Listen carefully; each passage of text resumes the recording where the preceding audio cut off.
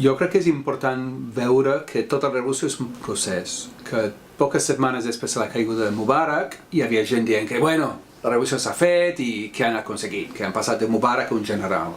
que en un sentit, termes estrictes és cert, però el que no veien és que s'havia obert o donat un pas molt important en un procés que ja venia d'abans, des del 2000, amb protestes per Palestina, contra la guerra d'Iraq, sobretot les vagues que van començar el 2006, la intifada a Mahalla a l'abril de 2008. Llavors hi havia tot un procés que va portar fins al gener i febrer de l'any passat, del 2011,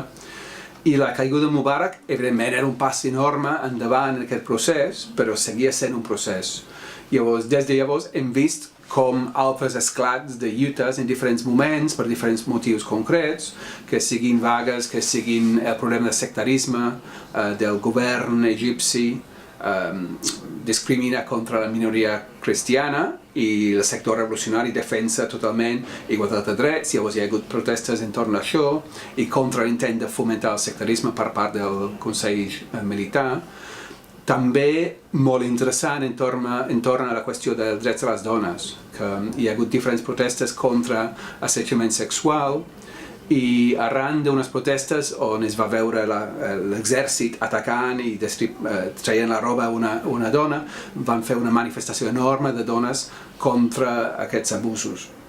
Llavors estem en un procés que continua, per una banda amb les protestes de Tahrir a diferents moments, les manifestacions de Tahrir, que en novembre van tornar a omplir la plaça, però un altre aspecte que és molt important i molt invisible per als mitjans és fora de la cambra, fora de Tahrir, als llocs de feina, la creació del moviment sindical.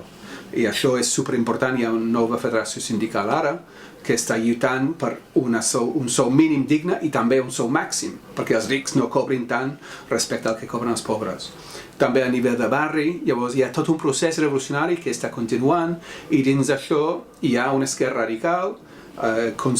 intentant dur a terme, intentant impulsar aquestes lluites i donar direcció i argumentar per, en últim terme, acabar amb el capitalisme. Veient que la dictadura de Mubarak i la dictadura dels militars actual és part d'un sistema capitalista. Llavors la solució real, una democràcia real a Egipte i arreu del món passaria per derivar no només un dictador o una junta militar, sinó tot el sistema capitalista.